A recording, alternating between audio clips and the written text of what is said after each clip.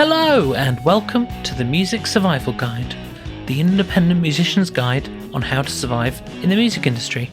My name's Phil, a mixing and mastering engineer. Well, hello to you, wherever you are in the world, however you're getting on. I hope you're all right. I hope things are progressing in the right way and things are opening up as they are in the UK, I'm glad to say. See how that goes, I guess, in the coming months. But hopefully, I can go to a gig before too long, because I really want to go to a gig. This week, I've got an interview with Rob Scatchard, who is the lead singer of a band called Papa Shango. If you haven't come across them, I would say look them up. They focus on spectacle, I would say, and their live shows are kind of their centerpiece. So it was a really interesting chat about how do you organize a band and how do you work these things out when the kind of visual spectacle of a gig is really what you focus on when you're corralling lots of people. As you hear, there's a lot of people involved in this band. How do you arrange that and how do you organise these people to make progress and get ahead and that kind of thing? So really interesting chat covering a wide range of topics. I'm not going to waste any more time. Here we go.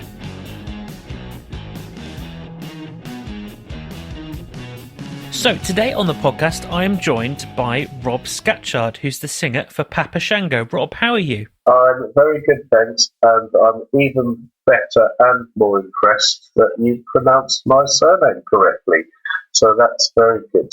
Normally it's scratch card or scrapyard, so you've got it absolutely spot on, so that's a good start. Points for me, huzzah. Yes, I'm good, thank you. Excellent. So, as always, my first question for each and every guest is from the random question generator that I have found on the internet. And my question for you this week is, what are you interested in that most people haven't heard of? That's a really good... I was going to say that's a good question, but I should say that's a good random generated question. What am I most interested in that people haven't heard of? Do you know, I'm sticking to music. I'll probably just say Norwegian black metal, I suppose, but no one really knows who isn't into music what that is all about, so I tend not to share it, but I'm quite interested in it. Yes.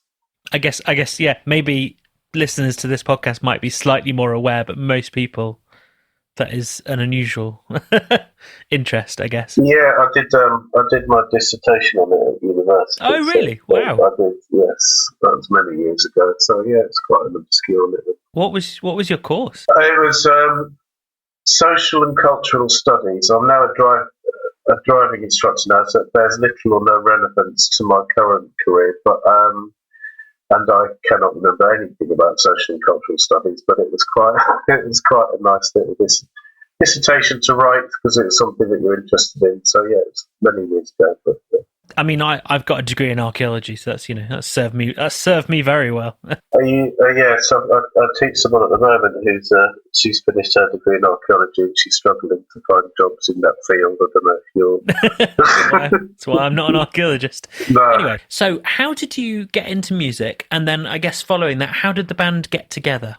Cool. Okay, so getting into music is a channel that probably many people my age took, which is Freddie Mercury and Queen. I was about 13 years old, and I saw this man with a moustache commanding the audience, singing nice songs, and I just got obsessed with him and was just like, I just want to do that when I'm older. So we started off just by getting some tennis rackets out my dad's shed, and I made my friends perform tennis racket strummed songs in front of parents, pretending to be Queen. And from then it just went on an exploration into different types of music, but it was all to do with Freddie Mercury. So you started off with Freddie Mercury and Queen, which is a great place to start, I've got to say. And then I guess your musical taste widened as you went on? Exactly, yes. I mean, I didn't want to go into some massive boring spiel about where I went, but back before CDs, it was all cassettes. There was a shop in town called Our Price. I don't know, some people might have heard of it. and it sold all the different music, and it was just like an Aladdin's cave of like, okay, so there's Queen, and then you walk into the shop and you look on the shelves, and there's like, hang on a minute, there's like millions of other cassettes and bands out there that I can discover. So to save my money, and obviously the internet didn't really exist, and so it's just experimentation really, which I loved. I mean, I've heard of Jimi Hendrix, I've heard of some Led Zeppelin, so it went from Queen to Black Sabbath, Led Zeppelin, from Black Sabbath, Led Zeppelin to Iron Maiden, from Iron Maiden into the thrash, Megadeth, and then into the death stuff, did the full circle, and now I just like a little bit of, I don't mind if it's pop music, hip hop, don't care what it is, as long as I like the tune, I don't mind who it's by. Bit of everything, it sounds like. Yes, exactly, yeah. Was Papa Shango your first band, or were there bands before? Okay, so yeah, no, it goes right back. So I started doing bands about 20 years ago, and I was in a band called Dark Entity when we were all sort of tape trading, and that was, as you can tell from the name Dark Entity, it was sort of death. Well, it wasn't sort of death metal, it was death metal. We toured around Europe with Napalm Death many years ago. This is going back 20 odd years, and that sort of fizzled out, went to university and all that kind of thing. And then after university, I just wanted to do music again, so I put Dark Entity back together, but we called ourselves Fruit Tree because we didn't like the image of, like, you have these sort of thrash bands with all image, and then they live at home with their parents. It's all a bit false, really. So we called ourselves Fruit Tree because it's sort of, I don't know, a bit happier. It was death metal, happy death metal. Sure, I'm not sure I know happy. And then that fizzled out. And then it was with Fruit Tree, we used to dress up as wizards, as barbarian drummer. Our guitarist had a full-on suit of armour. So it was going back to the Freddie Mercury thing where, just put on the show. And Fruit Tree fizzled out. Our drummer left to move to Holland. That fizzled out. And I still wanted to push the boundaries of sort of music crossed over with just crazy stuff. And from that I formed Papa Shango, which was just, there was no limits to my imagination because they were all into it as well, really. So it's that kind of direction. This is a kind of question I don't normally ask bands, but it feels a good question to ask. How would you define the genre of Papa Shango? I think that's maybe not an easy question, but I could answer it in a different. I could answer it in two ways. It's a good question, but the easiest way to say it, where you are repetitive riffs with juvenile lyrics. But the other side of it is maybe just music-wise, it's rock, but performance-wise, it's something else to behold. I think we've been described in one magazine as putting like a sort of stage show productions with like on a tight budget. So it's like big stage productions, even in small venues, will just go the full way. And it all comes back to Freddie Mercury saying you've got to put on the show no matter what, because if people aren't interested in the music, and to be fair, sometimes it is a bit boring standing there watching a band for 45 minutes, no matter how much you like them. And you just got to give them something else. It's, our stage show is so diverse and so ridiculous, it keeps people entertained. It keeps us entertained as well, really. So what was your first gig as a band like? How did it go well? Didn't it go well? What happened there? It was more of what's the word I'm looking for? It didn't start out. We've been going for so long. It definitely didn't start out right. Let's get 12 band members and let's put on the show. It just I can't find the right word, but it sort of grew into that. We were just like 5 guys with matching T-shirts, and that was the show that we had the same T-shirt on. And then it progressed a little bit more. Let's get some female singers. And then it just got bigger and bigger and bigger over the years. And now there's sort of 12 of us as 5 backing singers. There's a flutist, a dancing banana, a gorilla. So the first gig was pretty standard rock and roll, just playing heavy rock songs, mucking around in between, and then it just progressed and developed over the years because that's more of what people wanted to see and more of what we enjoy doing, really, I guess. Yeah. So I guess I completely understand and appreciate, the need to do a big show, even in small venues.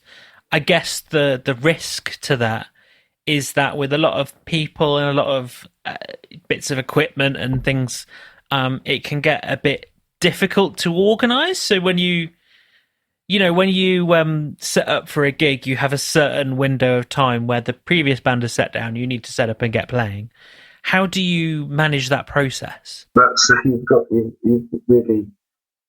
you're asking all the good questions. Do you play in a band yourself? Is that how you're picking up on this? Or I have played in bands in the past, yes. Okay. In terms of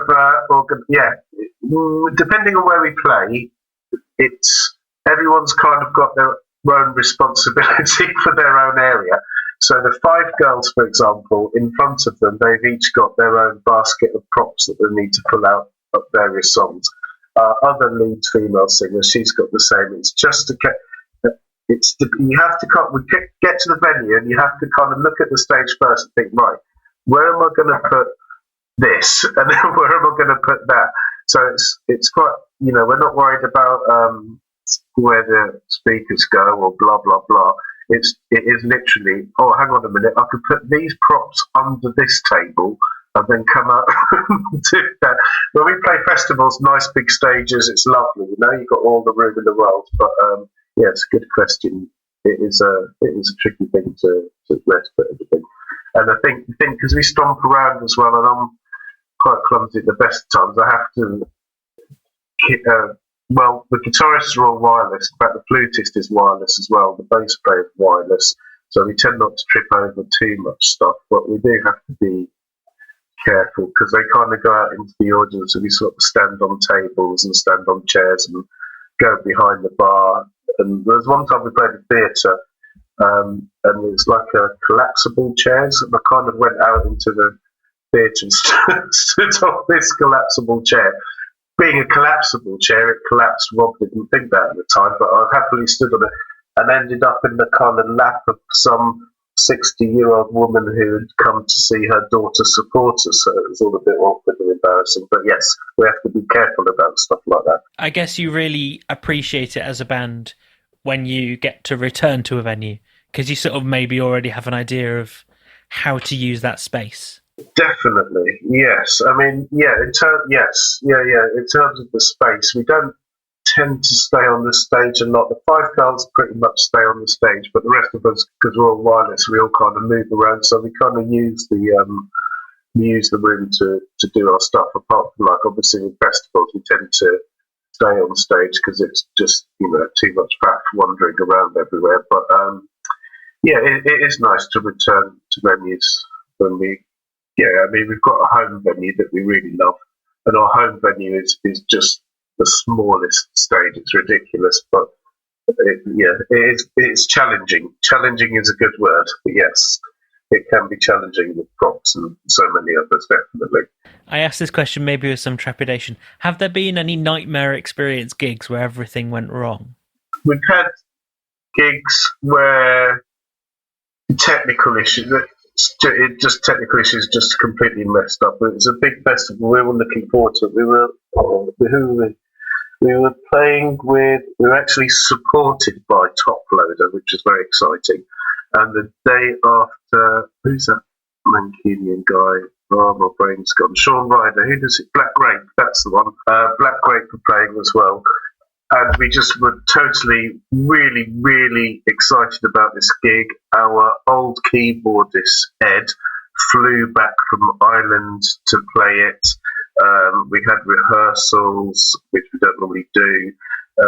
We just really got into it, really excited by it. and then we'd just be set by technical problems to the point where even though there were 12 of us, there was just me, the drummer, and one guitarist playing for 3 entire songs. We thought it went really badly, but the crowd people are none the wiser. Out in front, most people are thinking to themselves, "Oh, I can only hear the drummer, the guitarist, and one vocal." They're more interested in staring at the girls' bums and flying beach balls around that we provided and stuff like that. So for us, it was a disaster, but for everyone else, it seemed to go okay. That sounds difficult, it must be said. Yeah. I was really upset with it. I was really cross because we were really looking forward to it, and it's nobody's fault really. It's just one of those things, and it's always the way, when you really think, "Oh, this is going to be brilliant. This is amazing," and Ed's flown back from Ireland, and everyone's going to come out and see us, and it was just and it was hailstones as well. The whole thing was just. It was, and so everyone just went home because it was hailing, and honestly, that was a bad one. It's an experience, though, isn't it? It's one of those things you can look back on. Yeah, definitely. And you think to yourself, because I've got a master plan for what we're going to be doing with our next release, and you think, well, I mustn't get too excited. You just think, if we do get big gigs again, enjoy it, but don't get too excited in the run-up, just in case. Kind of moving behind the scenes, I guess, a bit. How is the band managed? Is there a kind of single point person, or do you share out tasks between you? I do everything, I have all the ideas and the organisation, and I will, like I said, there's 12 of us, so it's quite hard. Well, it used to be hard before we had everybody on board, but we've got a brilliant set of 12 people now, and everyone is on board. So pretty much we've got a photo shoot for the new album next month. So I will literally just tell them, right, the photo shoot is on X day, be there or don't be. And everyone will be there. There's never any arguments or anything, or it's just we're doing this and then we do it. And there's never any problems because everyone's really on board, really. And I'm quite lucky because as well, I've got. I'm not very good with technical stuff, Photoshop and Facebook and all that kind of stuff. So we've got another guy who's not actually in the band, but he does our media stuff and technical stuff. So I farm stuff out to him.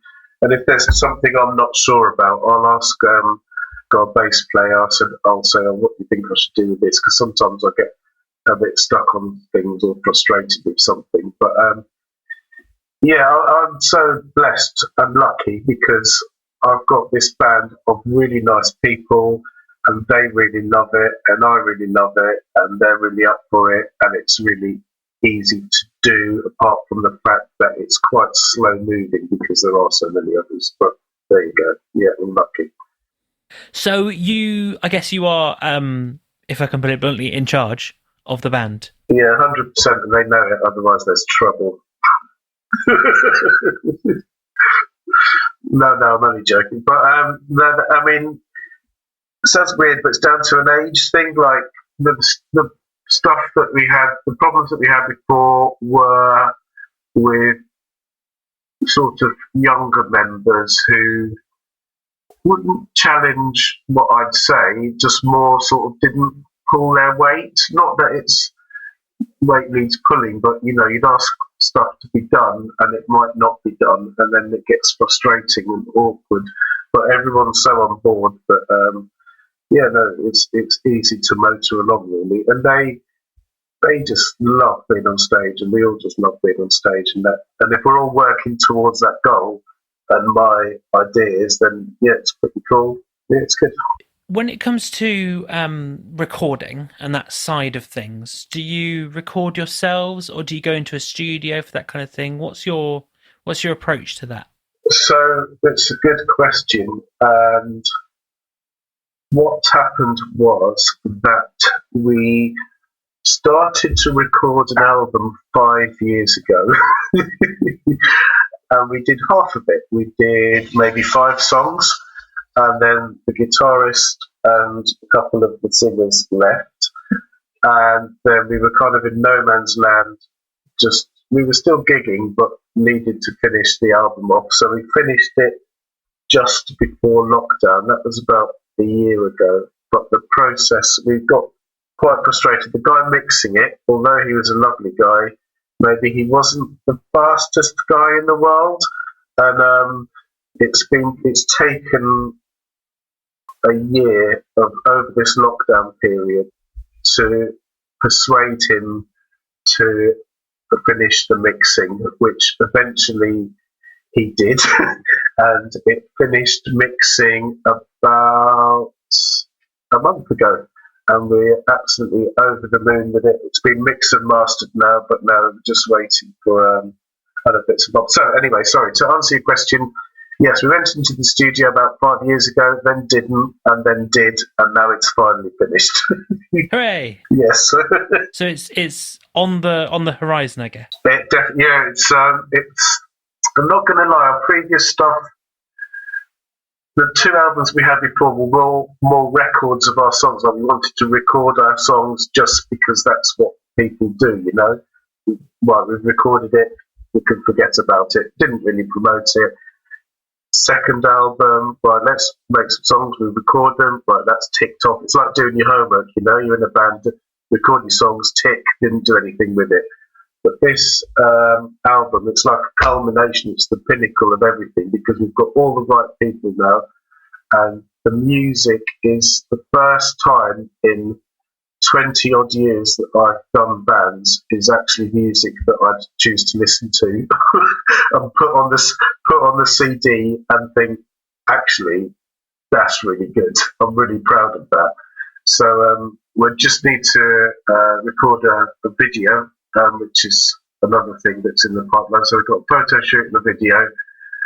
And once the video's done, then we can start promoting it properly, but it'll be the first album we've promoted, so we're using proper PR companies, etc., are going to do it properly and go that way. So, yeah, quite excited about it. So I guess that's been a big part of your lockdown band experience, is getting this album sorted. Definitely. There's just been that, because I knew it was all there, and it was just the frustration of waiting for it to be finished, and in my head, it's like all the plans are ready, and I'm making contact with the PR companies, and they're like, give us a shout when it's ready. So it's all sort of laid out in my head. So I know get the photo shoot, video, and then we can release it. So, and that was the plan. Yeah, that over lockdown gave me the time to investigate PR companies, talk to people, what's it all about, how are we going to do it. So that was a big advantage for me to work out a little bit how the music industry is put together, because you're going to spend money on it and you want to do it with the right people. You don't want charlatans and things like that. So lockdown gave me the opportunity to speak to the right people who can point it in the right way, kind of thing. Nice. So you had that bit of space to kind of work out what you were looking for. Yeah, 100%, definitely. And that's exactly what it was. It was like, okay, so the mixing's taking ages. What else can I get on with that's constructive? I'm just sitting at home walking the dog every now and then, now and then for a whole year. But it gave me that whole year to make contacts and speaking to yourself as well. And I've done other interviews. It's like, okay, I want to know how it works, and like the first few interviews I was a bit nervous, but you're very nice and you're asking nice questions, so now I feel relaxed, and it's just getting used to that whole thing, because when we go for the big push, it's going to be a lot more full on. Yeah. Cool. So what's been the biggest success of the band so far, in your opinion? I would say for us, we just love doing big live shows and playing in front of lots of people. So I think any gig that we do, we enjoy all gigs, but any gigs that we do where all of us are buzzing at the same time from it, that's a success for us, really, because it's all about going out with your friends and showing off on stage, and if we're all buzzing from a particular gig, then you're all kind of in it together, and we've achieved something quite nice, really. So I think the success-wise is lots of enjoyable gigs on big stages and smaller gigs. It doesn't matter the size of the stage, big, small, playing in front of people and having people come up to us going, I haven't seen anything like that. Why aren't you bigger? Like, why? It's like they say to us, why don't you play Bloodstock? Why don't you play Download? It's like, okay, fine. Like, hello, is that Download on the phone? Yes, this man said that we should play. It's just like, but it's just playing in front of gigs, in front of people, and all being together and enjoying it. But I think I know the successes are going to come from this next album once it all gets pushed properly, because it's exciting, because it's good, and it's exciting because it's the first time we're going to do something with something, if that makes sense. Yeah, it's good. It's good to have something to promote when you're kind of going out there and pushing forward. Yeah, definitely. No, looking forward to it, really. Yeah. So taking a step back, and if I'm really honest, I'm not sure why I've asked these questions in this order, but here we are now, so I'll continue with this. How do you write songs as a band? What's your approach to songwriting? So, I don't know how other bands do it, but I'll tell you how we do it. It's quite unusual, maybe, but I have a list of song titles. Probably I've got about, if I look on my phone now, I've got maybe 4 or 5 song titles. So I've got one of the song titles looking in front of me is Girls and Goblins, which is a song about Dungeons and Dragons, but for girls.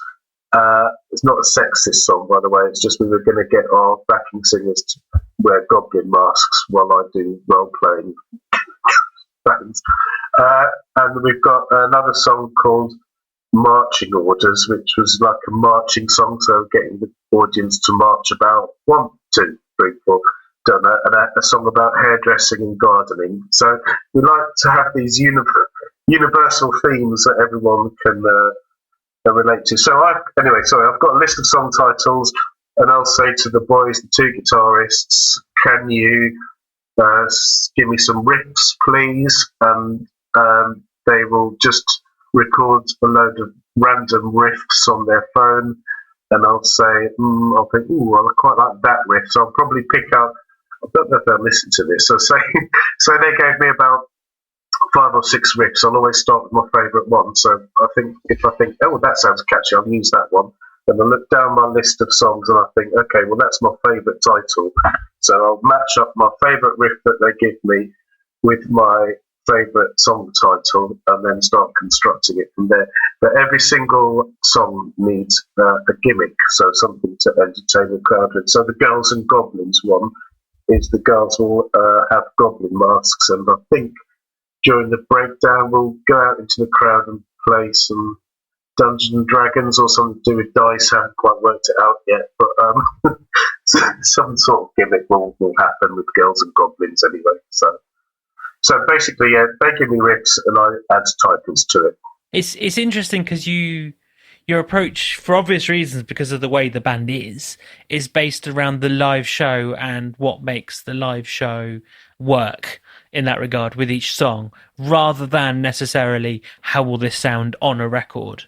100%. Yes, that's you've spun it round exactly right. So it's and that's why this album is so good, because, like you say, if we write a song, it has to be, we're going to write this for the crowd that are watching us. But in this case, the record that we did do, the album, the music just sounds absolutely top drawer as well, without having to have the gimmicks in. But the songwriting process got a little bit harder for me because I've made a rod from my own back, because there's me and I've got a joint female singer now, so there's 2 front people, plus I've got backing vocals to write as well. So I've got to write stuff for her, stuff for me, and stuff for the backing singer. So I've got 3 different parts to write in each song, which I enjoy the challenge, but yeah, it's made it a little bit harder, but yeah, that's good.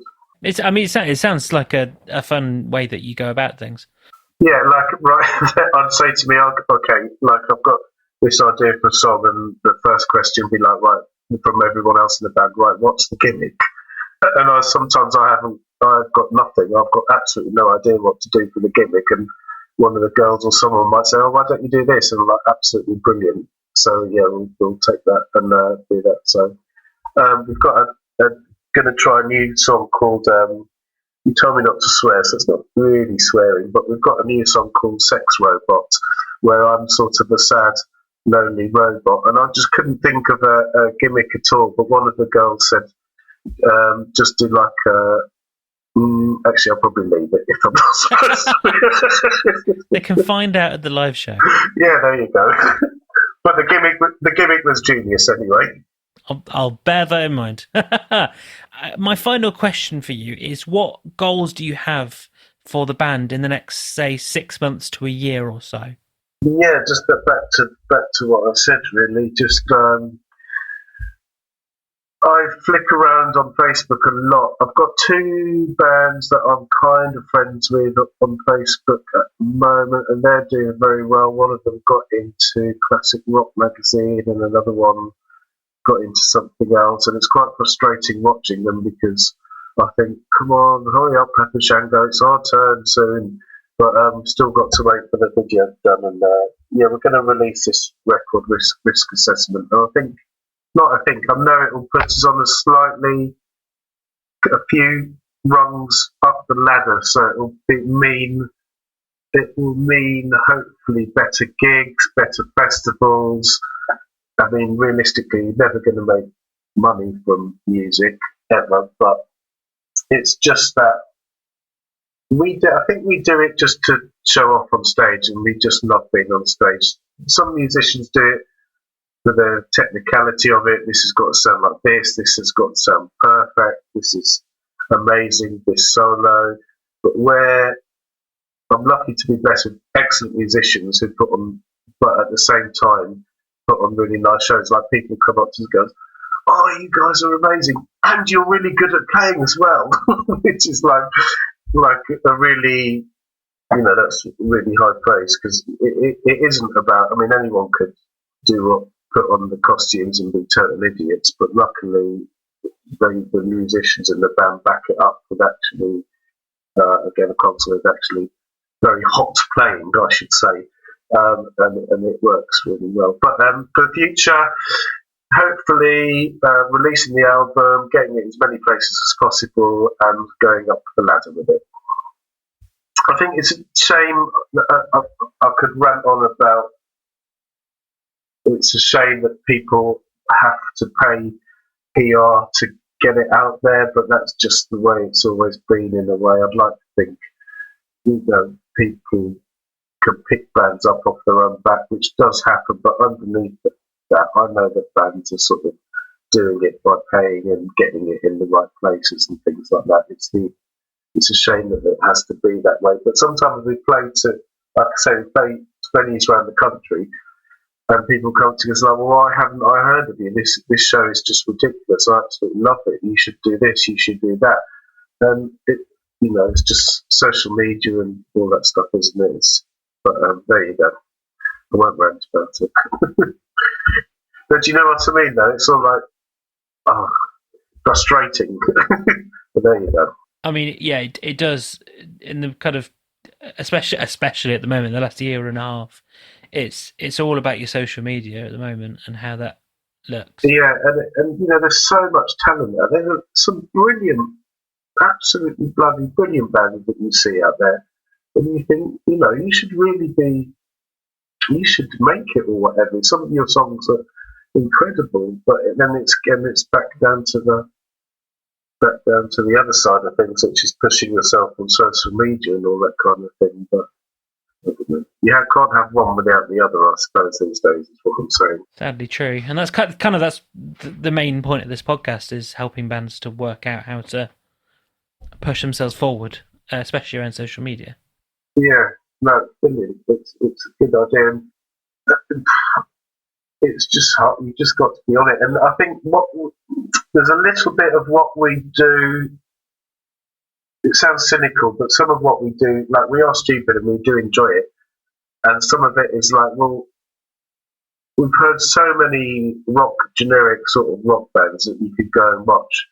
and it's pretty boring. Like, why don't we just do something different? Why don't we just totally jazz up the stage show and just get something different? Because most rock music has been done before to a very high standard, you know. If we would just went on stage and played our songs, people would go, "Oh, that's quite a good rock band. Look at the old men playing rock music. Well done." But you know, if you need something extra, so I think that's. And I say to bands, you just need something extra. I don't know. Buy some hats and sing stupid clothes, stupid songs. Fair enough. So I was going to say it's my final question. It's not really a question. But to close out the podcast, I'd love to ask you for your favourite song from the band, which we can play at the end of the podcast. So what's the song and why that song? I was torn between this because we're not allowed to play anything off our new album because it's not officially released yet, and I really wanted to, but we said not to at the moment. So I picked my favourite song from the previous album, Manservant, purely because I think the production was best on this one, and the guitar sounds quite nice and heavy, and it's a pretty standard rock song about a man that lives near the sea, works on a shipyard and wants to buy a ship. But when we play it live, it's all kind of, there's actions and we do a sea shanty in the middle and it's all good fun, and the girls dress up as sailors and all that kind of stuff. But it's just heavy, nice song. I like it. Yes, there is a sea shanty in the middle, so prepare yourself. Is kind of all I can say. So this is Papa Shango with Boys Ahoy. Rob, it's been great to talk to you. Thank you, I've really enjoyed it. Thanks, Phil.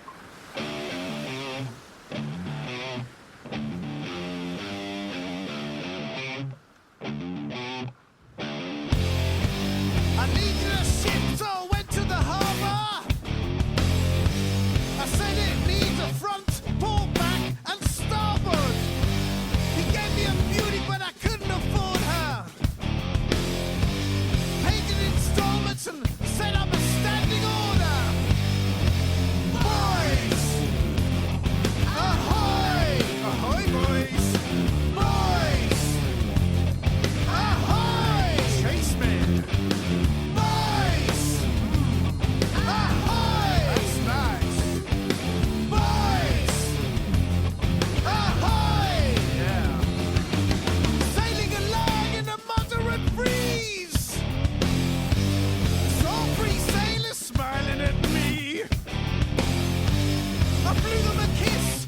They promised more. Hold on, boys, till we get ashore. Yeah, you know it. Boys, ahoy! Boys, ahoy! Chase me. Boys, ahoy! Catch me. Boys, ahoy! Press it.